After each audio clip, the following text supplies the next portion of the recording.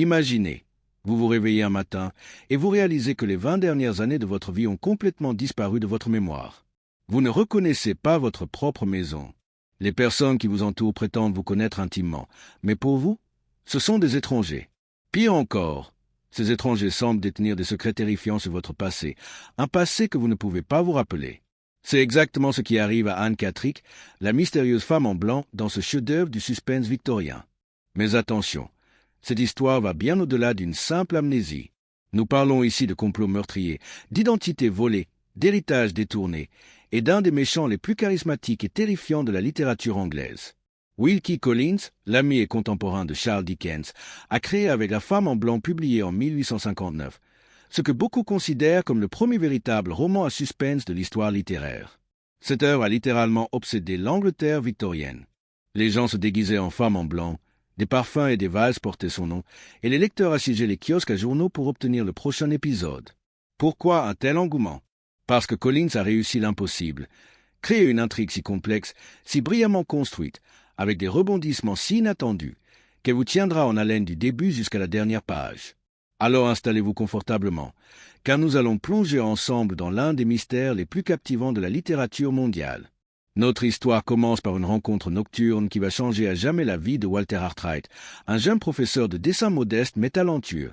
C'est une nuit d'été étouffante à Londres et Walter marche seul sur une route déserte de Hampstead, perdu dans ses pensées. Il vient d'accepter un poste comme professeur de dessin dans une résidence isolée du Cumberland, chez un certain Frédéric Fairley. Soudain, dans le silence de la nuit, quelque chose d'extraordinaire se produit. Une main touche son épaule. Walter se retourne brusquement et se retrouve face à face avec une femme entièrement vêtue de blanc. Son visage est pâle, ses traits sont marqués par une angoisse profonde, et ses yeux expriment une terreur qu'il n'oubliera jamais. Cette mystérieuse apparition lui demande désespérément de l'aider à trouver son chemin vers Londres. Walter, troublé mais compatissant, l'accompagne jusqu'à ce qu'elle puisse prendre une voiture. Pendant ce court trajet, la femme en blanc mentionne quelque chose qui glacera le sang de Walter. Elle connaît intimement la famille Fairley du Cumberland, précisément la famille chez qui Walter doit se rendre. Avant qu'il ne puisse en apprendre davantage, des policiers apparaissent, cherchant manifestement quelqu'un. La femme en blanc s'enfuit dans la nuit, et Walter découvre avec stupéfaction qu'elle s'est échappée d'un asile d'aliénés. Qui est cette femme? Pourquoi connaît-elle la famille Fairley? Et surtout, est-elle réellement folle ou est-elle victime d'un complot sinistre? Quelques jours plus tard, Walter arrive à Limridge House, la résidence des Fairley dans le Cumberland. C'est un manoir imposant, entouré de paysages sauvages et magnifiques. Là, il rencontre ses deux élèves, Marian Alcombe et Laura Fairley. Marian est la demi-sœur de Laura, une femme intelligente, courageuse et dotée d'un esprit vif, bien qu'elle ne soit pas considérée comme belle selon les standards de l'époque victorienne. Son visage est décrit comme masculin, mais son cœur est pur et sa loyauté sans faille. Laura Fairley, en revanche, est l'incarnation même de la beauté et de la douceur. Blonde, délicate, avec des traits d'une finesse extraordinaire, elle ressemble à un ange descendu sur terre. Walter tombe immédiatement et irrévocablement amoureux d'elle. Mais il y a un problème majeur. Laura est déjà fiancée à Sir Percival Gleed, un baronnet respectable et apparemment fortuné. Ce mariage a été arrangé par le père de Laura sur son lit de mort, et bien que Laura n'aime pas Sir Percival, elle se sent moralement obligée d'honorer les dernières volontés de son père. Walter, conscient de son statut social inférieur et de l'impossibilité de son amour, souffre en silence. Marian, qui devient rapidement une amie proche de Walter, devine ses sentiments et sympathise avec lui, tout en sachant que rien ne peut être fait. C'est alors que l'histoire de la femme en blanc ressurgit de manière spectaculaire. Walter découvre que cette mystérieuse femme s'appelle Anne Cattrick et qu'elle a vécu pendant son enfance près de Limridge House. Plus troublant encore, Anne Cattrick ressemble de manière frappante à Laura Fairley. Cette ressemblance est si extraordinaire qu'on pourrait les prendre pour des jumelles. Comment est-ce possible? Quel est le lien entre ces deux femmes? Anne Cattrick a laissé derrière elle une lettre anonyme pour Laura, l'avertissant de ne pas épouser Sir Percival Gleed. La lettre est cryptique mais désespérée, suggérant que Sir Percival cache un secret terrible, un secret si dangereux qu'Anne a été enfermée dans un asile pour l'empêcher de le révéler. Walter et Marian commencent à enquêter sur Anne Cattrick et découvrent qu'elle était une enfant simple d'esprit, élevée par sa mère Mrs. Cattrick, une femme froide et calculatrice qui travaillait comme gouvernante. Anne avait développé une affection presque obsessionnelle pour Laura lorsqu'elles étaient enfants, car Laura et sa mère avaient été gentilles avec elle. Mais un jour, Anne a mystérieusement disparu, pour réapparaître des années plus tard dans un asile d'aliénés, placé là par nul autre que Sir Percival Gleed lui-même. Pourquoi Sir Percival? Aurait-il fait enfermer une pauvre fille simple d'esprit? Quel secret pourrait-elle détenir qui soit si dangereux? Malgré tous ces avertissements et ces signaux d'alarme, le mariage entre Laura et Sir Percival Gleed a lieu. Walter, le cœur brisé, décide de quitter l'Angleterre pour tenter d'oublier son amour impossible. Il part pour l'Amérique centrale comme dessinateur d'une expédition archéologique, espérant que la distance et l'aventure guériront sa douleur. Mais le destin a d'autres plans. Après le mariage, la vie de Laura devient un cauchemar. Sir Percival Gleed se révèle être tout sauf le gentleman respectable qu'il prétendait être. Il est violent, cruel et surtout désespérément endetté. Très rapidement, il devient évident que Sir Percival n'a épousé Laura que pour sa fortune considérable. Pire encore, il exige qu'elle signe des documents qui lui donneraient accès à la totalité de son capital, ce qui la laisserait totalement dépendante de lui. Laura, conseillée par la fidèle Marion, refuse courageusement de signer. C'est alors qu'entre en scène l'un des personnages les plus fascinants et terrifiants de toute la littérature victorienne, le comte Fosco. Le comte Fosco est l'ami italien de Sir Percival et il est absolument extraordinaire. Imaginez un homme énorme, obèse même, avec des manières d'une politesse exquise, une intelligence brillante et un charme irrésistible. Il adore les animaux, particulièrement les souris blanches qu'il garde comme animaux de compagnie et qui se promènent librement sur ses épaules et dans ses poches. Il est cultivé, spirituel, apparemment bienveillant, et possède une personnalité si magnétique qu'il fascine tous ceux qui le rencontrent, y compris Marion elle-même. Mais sous cette façade charmante se cache un esprit machiavélique, un criminel sans scrupules capable des machinations les plus diaboliques. Le comte Fosco est venu en Angleterre dans un but précis, aider Sir Percival à mettre la main sur la fortune de Laura, par tous les moyens nécessaires. Fosco est accompagné de sa femme, qui se trouve être la tante de Laura, mais cette femme est totalement dominée par son mari, réduite à l'état d'ombre silencieuse qui obéit à ses moindres caprices. Ensemble, Sir Percival et le comte Fosco commencent à tisser une toile autour de Laura et Marion, une toile si complexe et si diabolique qu'elle semble inextricable. Marion, qui vit avec Laura dans la résidence de Sir Percival appelée Blackwater Park, devient de plus en plus inquiète. Elle observe, écoute et note méticuleusement tout ce qui se passe dans son journal intime, cherchant désespérément un moyen de protéger sa sœur bien-aimée. Une nuit, elle découvre que le secret de Sir Percival est lié à Anne Catterick. En espionnant une conversation entre Sir Percival et le comte Fosco sous une pluie battante, elle apprend que Sir Percival est désespéré parce qu'Anne Catterick s'est à nouveau échappée de l'asile et se cache quelque part dans les environs. Sir Percival craint qu'Anne ne révèle son terrible secret, un secret qui, s'il était découvert, le ruinerait complètement et détruirait sa position sociale. Malheureusement, Marion tombe gravement malade après cette nuit passée sous la pluie.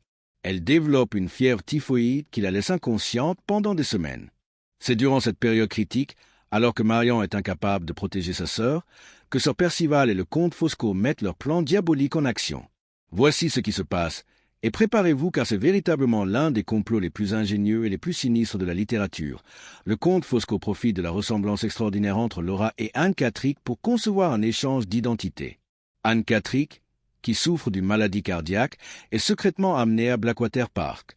Lorsqu'elle meurt de cause naturelle, ou peut-être pas si naturelle, le comte Fosco étant un expert en poisons subtils, Fosco fait passer son corps pour celui de Laura. Laura, quant à elle, est droguée, dépouillée de ses vêtements, habillée en blanc comme Anne et enfermée dans le même asile d'aliénés d'où Anne s'était échappée. Le plan est d'une perfection diabolique. Anne Catterick est enterrée sous le nom de Lady Gleed, Laura, et le monde entier croit que Laura est morte d'une maladie cardiaque, exactement comme Anne. Sir Percival hérite de toute la fortune de Laura, puisqu'elle est légalement décédée. Pendant ce temps, la vraie Laura est prisonnière dans un asile, où ses protestations affirmant qu'elle est Lady Gleed et non Anne Catterick sont considérées comme les délires d'une folle. Qui croirait une femme enfermée dans un asile affirmant être une aristocrate décédée? C'est le crime parfait. Laura a littéralement perdu son identité, son nom, sa fortune, sa liberté, et personne ne la croit. Elle est vivante mais morte aux yeux du monde. Mais les conspirateurs ont fait une erreur, une seule erreur qui va tout changer. Ils ont sous-estimé la détermination et l'intelligence de Marion Alcombe. Lorsque Marion se réveille enfin de sa fièvre, elle découvre avec horreur que Laura est supposément morte et enterrée. Dévastée, elle visite la tombe et y découvre quelque chose d'étrange. La date de décès inscrite sur la pierre tombale est impossible.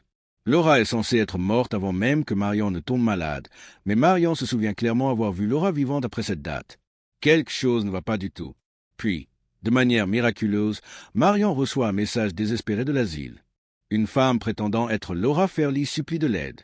Marion se précipite à l'asile et, malgré l'état lamentable de la prisonnière, amaigrie, brisée psychologiquement, vêtue de haillons, Marion reconnaît instantanément sa sœur bien-aimée. Laura est vivante. Marion réussit à faire sortir Laura de l'asile et les deux femmes s'enfuient.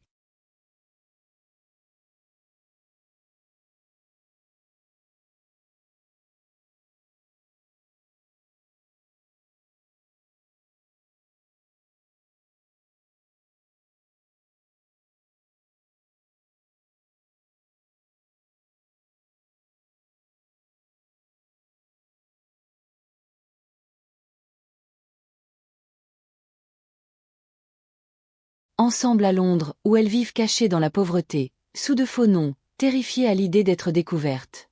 Laura a été tellement traumatisée par son épreuve qu'elle est devenue une ombre d'elle-même, fragile, confuse, sa mémoire partiellement effacée par le choc. Elle ne peut même plus se souvenir clairement de la séquence des événements qui ont mené à son emprisonnement. C'est à ce moment que Walter Arkwright revient en Angleterre. Il a survécu à de terribles épreuves en Amérique centrale, incluant une fièvre tropicale qui a failli le tuer. Lorsqu'il apprend la prétendue mort de Laura, il est détruit. Mais un jour, alors qu'il se recueille devant sa tombe, il aperçoit deux femmes voilées qui s'en approchent également. Il reconnaît Marion, et avec un choc incroyable, réalise que Laura est vivante. Les retrouvailles sont déchirantes. Walter jure immédiatement de consacrer sa vie à prouver la véritable identité de Laura, à exposer le complot de Sir Percival et du comte Fosco, et à restaurer le nom, l'honneur et la fortune de Laura. C'est ainsi que commence la deuxième partie de notre histoire, une véritable quête de justice qui transformera Walter d'un modeste professeur de dessin en un détective tenace et brillant. Walter comprend qu'il doit découvrir le secret de Sir Percival, ce secret si terrible qu'il a justifié l'enfermement d'Anne Catterick et la destruction de Laura. Il commence une enquête méthodique qui le mène dans différentes parties de l'Angleterre.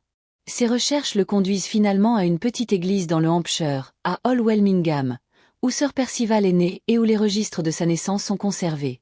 Walter découvre quelque chose d'extraordinaire. Sir Percival Gleed n'est pas un baronnet légitime. Ses parents ne se sont jamais mariés, ce qui fait de lui un enfant illégitime selon les lois strictes de l'époque victorienne. Cela signifie qu'il n'a aucun droit au titre de baronnet, aucun droit à ses propriétés, et que toute sa vie sociale est construite sur un mensonge. C'était ce secret qu'Anne Catterick avait découvert par hasard, et c'est pour cette raison que Sir Percival l'avait fait enfermer. Anne, dans son innocence, avait révélé ce qu'elle savait à quelqu'un, et Sir Percival ne pouvait pas prendre le risque qu'elle continue à parler. Mais comment Walter peut-il prouver cette falsification des registres? Il doit accéder aux documents originaux dans l'église. C'est là que se produit un rebondissement dramatique.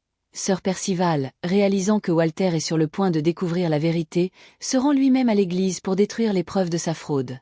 Il essaie de brûler les registres, mais dans sa panique et sa hâte, il met accidentellement le feu à toute la sacristie. Les flammes se propagent rapidement, et Sir Percival, piégé par l'incendie qu'il a lui-même déclenché, meurt brûlé vif dans l'église, une fin horrible mais poétiquement juste pour un homme qui a détruit tant de vies. Sa mort est accidentelle, mais elle ressemble à une punition divine. Avec Sir Percival mort, un obstacle majeur est éliminé, mais le problème principal demeure. Comment prouver que Laura est vraiment Lady Gleed et non Anne Catterick? Les preuves documentaires semblent toutes confirmer la version du comte Fosco. Laura est officiellement morte et enterrée, et la femme qui prétend être Laura est enregistrée comme Anne Catterick, une aliénée échappée. Pour résoudre ce mystère, Walter doit accomplir quelque chose d'apparemment impossible. Il doit prouver que Laura était encore vivante après la date officielle de sa mort inscrite sur sa pierre tombale. Il se lance dans une enquête minutieuse, interrogeant des dizaines de témoins, reconstituant les déplacements de Laura et d'Anne jour par jour, heure par heure. Il découvre des incohérences dans les témoignages, des impossibilités temporelles, des preuves que deux femmes identiques étaient présentes à des endroits différents au même moment. Mais tout cela ne suffit pas. Le véritable obstacle, c'est le comte Fosco lui-même. Fosco est le seul témoin qui peut confirmer la vérité sur l'échange d'identité. Mais pourquoi un criminel admettrait-il volontairement son crime? Walter découvre que le comte Fosco n'est pas seulement un criminel ordinaire, c'est un membre actif d'une société secrète italienne révolutionnaire, probablement basée sur les véritables sociétés secrètes qui existaient en Italie au XIXe siècle, comme les Carbonari. Fosco a trahi cette société, et maintenant il vit en Angleterre sous une fausse identité, caché de ses anciens compagnons qui ont juré de le tuer s'ils le trouvaient. Walter, avec une audace remarquable, réussit à localiser des membres de cette société secrète à Londres. Il leur révèle où se cache le comte Fosco, mais uniquement à condition qu'il l'aide d'abord à obtenir une confession écrite complète du comte concernant le complot contre Laura. C'est un jeu dangereux que Walter joue, négociant essentiellement avec des assassins révolutionnaires. Les membres de la société secrète acceptent le marché. Ils approchent le comte Fosco et lui présentent un ultimatum terrifiant. Soit il écrit une confession complète détaillant exactement comment lui et Sir Percival ont orchestré l'échange d'identité entre Laura et Anne, soit il l'exécute immédiatement. Le comte Fosco, brillant jusqu'à la fin, réalise qu'il n'a aucune échappatoire. Avec sa calligraphie élégante et son style inimitable, il rédige un document extraordinaire, un témoignage complet qui lit presque comme une œuvre littéraire. Il explique chaque détail du complot avec une précision clinique, tout en ne montrant aucun remords, présentant ses actions comme le chef-d'œuvre d'un artiste du crime. Il donne à Laura 3 jours pour utiliser cette confession avant que la société.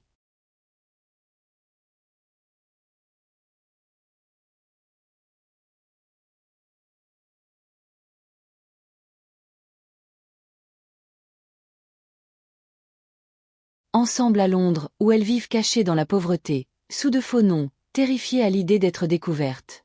Laura a été tellement traumatisée par son épreuve qu'elle est devenue une ombre d'elle-même, fragile, confuse, sa mémoire partiellement effacée par le choc. Elle ne peut même plus se souvenir clairement de la séquence des événements qui ont mené à son emprisonnement. C'est à ce moment que Walter Arkwright revient en Angleterre. Il a survécu à de terribles épreuves en Amérique centrale, incluant une fièvre tropicale qui a failli le tuer. Lorsqu'il apprend la prétendue mort de Laura, il est détruit. Mais un jour, alors qu'il se recueille devant sa tombe, il aperçoit 2 femmes voilées qui s'en approchent également. Il reconnaît Marian, et avec un choc incroyable, réalise que Laura est vivante. Les retrouvailles sont déchirantes. Walter jure immédiatement de consacrer sa vie à prouver la véritable identité de Laura, à exposer le complot de Sir Percival et du comte Fosco, et à restaurer le nom, l'honneur et la fortune de Laura. C'est ainsi que commence la 2e partie de notre histoire, une véritable quête de justice qui transformera Walter d'un modeste professeur de dessin en un détective tenace et brillant. Walter comprend qu'il doit découvrir le secret de Sir Percival, ce secret si terrible qu'il a justifié l'enfermement d'Anne Catterick et la destruction de Laura. Il commence une enquête méthodique qui le mène dans différentes parties de l'Angleterre. Ses recherches le conduisent finalement à une petite église dans le Hampshire, à Hall-Welmingham, où Sir Percival est né et où les registres de sa naissance sont conservés. Walter découvre quelque chose d'extraordinaire.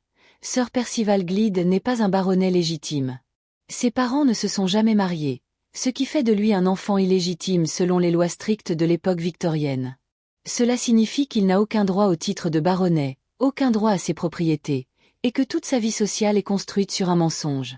C'était ce secret qu'Anne Catterick avait découvert par hasard, et c'est pour cette raison que Sir Percival l'avait fait enfermer.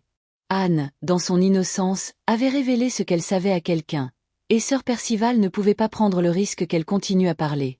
Mais comment Walter peut-il prouver cette falsification des registres? Il doit accéder aux documents originaux dans l'église. C'est là que se produit un rebondissement dramatique. Sir Percival, réalisant que Walter est sur le point de découvrir la vérité, se rend lui-même à l'église pour détruire les preuves de sa fraude. Il essaie de brûler les registres, mais dans sa panique et sa hâte, il met accidentellement le feu à toute la sacristie.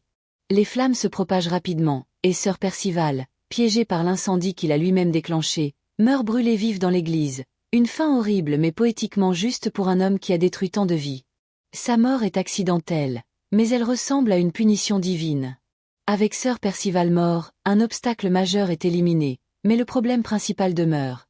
Comment prouver que Laura est vraiment Lady Gleed et non Anne Catterick? Les preuves documentaires semblent toutes confirmer la version du comte Fosco.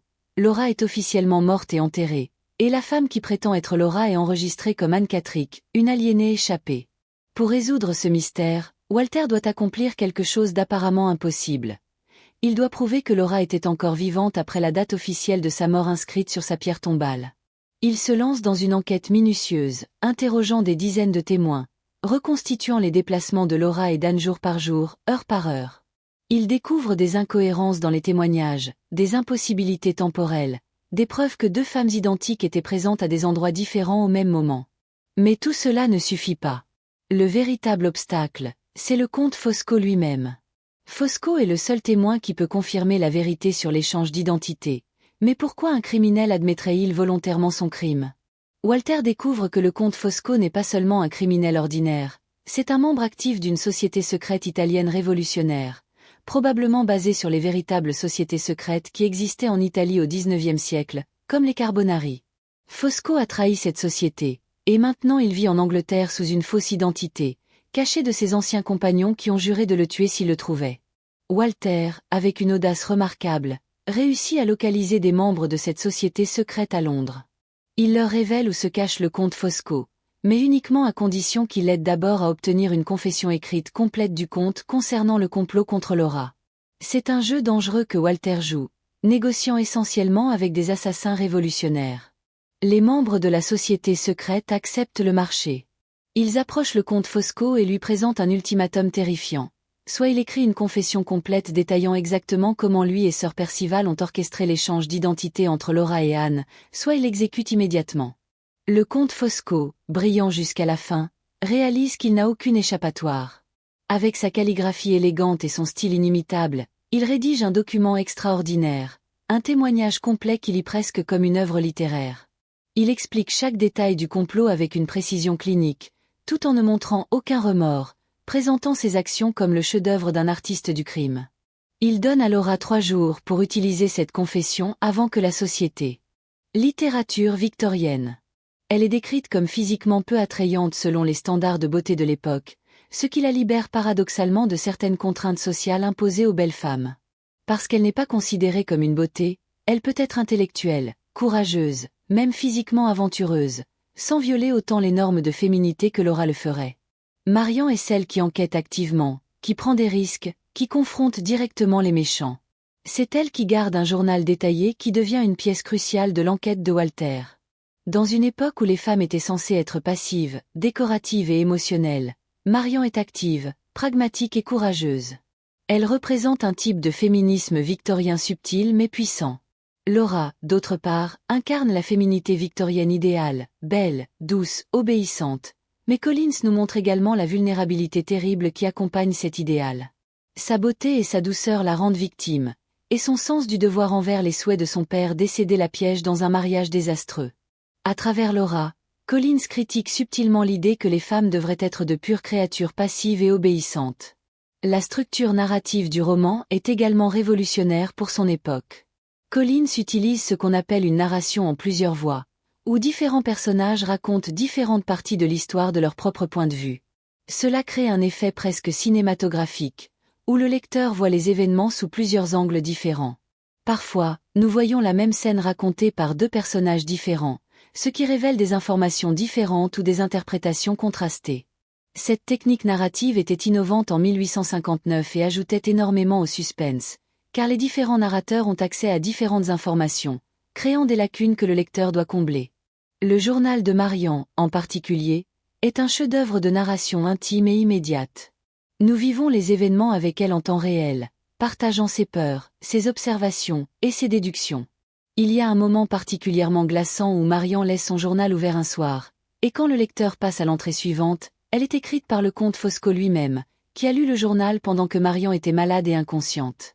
Fosco ajoute ses propres commentaires sur ce que Marian a écrit, complimentant son intelligence, corrigeant certains de ses jugements sur lui, et révélant subtilement qu'il sait tout ce qu'elle a découvert. C'est une violation terrifiante de l'intimité de Marian, et cela transforme le journal, qui était un espace sûr, en un espace compromis et dangereux. L'influence de la femme en blanc sur le développement du genre du roman à suspense ne peut pas être surestimée. Avant Collins, les romans avec des éléments de mystère existaient, mais ils n'étaient pas construits avec la même attention méthodique aux indices, aux faux pistes, et aux révélations progressives. Collins a essentiellement créé le modèle du roman à mystère moderne. Il a établi des règles que presque tous les auteurs de mystère suivent encore aujourd'hui. Tous les indices nécessaires pour résoudre le mystère doivent être présents dans le texte, le détective ou protagoniste doit découvrir la vérité par la déduction logique et l'investigation, et la révélation finale doit être à la fois surprenante et logiquement inévitable quand on regarde en arrière. Des auteurs ultérieurs comme Arthur Conan Doyle avec Sherlock Holmes, Agatha Christie avec Hercule Poirot, et d'innombrables autres, doivent énormément à Wilkie Collins. Le personnage du comte Fosco, en particulier, a établi le modèle du méchant charmant et intelligent. Il n'est pas un monstre unidimensionnel, il est complexe, fascinant, et par moments, presque sympathique. Cette complexité dans la caractérisation des antagonistes est devenue une marque de fabrique des meilleurs romans de mystère et de suspense. Fosco est cultivé, drôle, attentionné envers les animaux et même envers les dames quand cela lui convient. C'est précisément ce qui le rend si terrifiant. Le mal absolu avec un visage charmant. Le contexte historique dans lequel La femme en blanc a été écrit ajoute également des couches de signification. L'Angleterre victorienne de 1859 était une société en pleine transformation. L'industrialisation changeait rapidement le paysage économique et social. Les schèmes,